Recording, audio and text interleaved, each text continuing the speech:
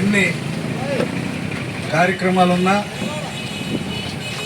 మరి బాబు జగజ్జీవనరావు గారి యొక్క జయంతి కార్యక్రమానికి ఇచ్చేసిన పెద్దలందరూ కూడా నా హృదయపూర్వక నమస్కారాలు.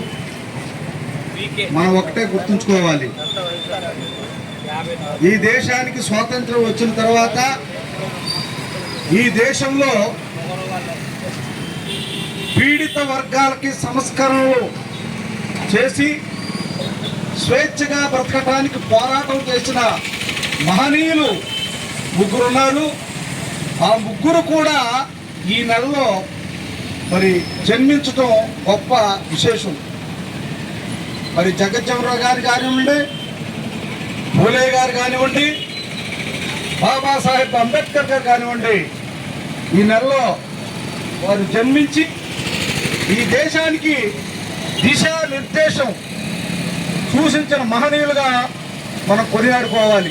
ఎందుకంటే ఈ దేశంలో బాబు జగజ్జీవనరావు గారిని కానివ్వండి, పూలే గారిని కానివ్వండి, అంబేద్కర్ గారు కానివ్వండి, ఎవరైతే ఈ దేశంలో బాధించబడుతున్నారో వాళ్ళు తప్ప ఆ మహనీయుల్ని కొనియాడుకోవటానికి తూతూ మాత్రంగా రాజకీయ పార్టీలు ఫోటో పెట్టి దండేటవే కానీ వాళ్ళ ఆశయాల్ని వర్ధిల్లే విధంగా వాళ్ళు ఏమేమైనా కోరికల్ని వాళ్ళు కోరుకున్న కోరికలు నెరవేర్చడానికి ఏ రాజకీయ పార్టీ కూడా ముందుకు రావట్లా. దీంట్లోనే వర్గాలు, గ్రూపులు, కులాలని కూడా రెచ్చగొట్టి మరి ఇందులోనే విడగొట్టడానికి చాలా మంది ప్రయత్నం చేస్తున్నారు.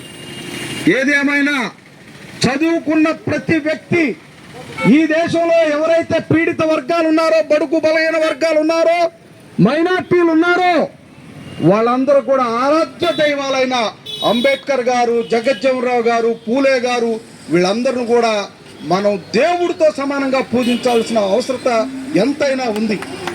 అది అందరూ కూడా దృష్టిలో పెట్టుకొని ఈ రాజకీయ పార్టీలు నామమాత్రంగా కొనియాడినా మన హృదయాల్లో ఉండాల్సిన 3 ఫోటోలు ఈ 3 ఫోటోలే. జగజ్జీవనరావు గారిని కానివ్వండి, అంబేద్కర్ గారు కానివ్వండి, పూలే గారిని మనం ఏ రోజైతే మర్చిపోతామో వాళ్ళ ఆశయాల కోసం మనం ఎప్పుడైతే పోరాటం పటిమని వదిలేస్తామో ఈ రాజకీయ నాయకులు మనందరిని చీడ పురుగుల్లాగా పట్టి పీడిస్తారని ఈ సందర్భంగా తెలియజేస్తున్నాను. చదువుకున్న ప్రతి బిడ్డ ఏ హోదాలో ఉన్నా కానీ వీళ్ళ ఆశయాలను 10 మందికి చెబుతూ ఈ రాష్ట్రంలో కానీ ఈ దేశంలో కానీ వాళ్ళ విలువలను కొనియాడుతూ వాళ్ళు ముగ్గురు ఒకటే కోరుకున్నారు, ప్రతి బిడ్డ చదువుకోవాలి, చదివే మనకి ఆస్తి.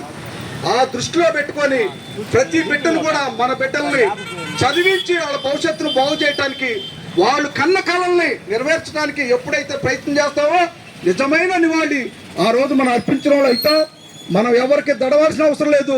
వాళ్ళు సూచించిన మార్గంలో నడుస్తూ మనం ఈ దేశానికి వాళ్ళు ఏదైతే దిశానిర్దేశం చేశారో వాళ్ళ కోరికలు నెరవేర్చడం కోసం ప్రతి ఒక్కరు కూడా ముందుకు రావాలని ఈ సందర్భంగా పిలుపునిస్తూ ఈ అవకాశం కల్పించిన బహుజన దళిత ఐక్య వేదిక వారికి ధన్యవాదాలు, నమస్కారాలు తెలియజేసుకుంటూ సెలవు తీసుకుంటున్నాను.